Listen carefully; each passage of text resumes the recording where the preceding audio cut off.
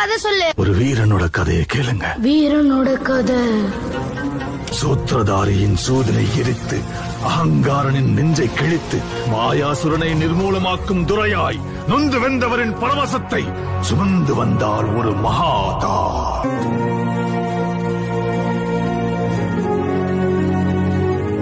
பயந்து மருகி பதரை சுருங்கிய சந்திரன் முகிலின் முந்தானையில் அஞ்சி ஒளிந்திருக்க ஜோதியாய் ஒரு பெண் எரிமலை ஒன்றை பெற்றெடுத்தார்.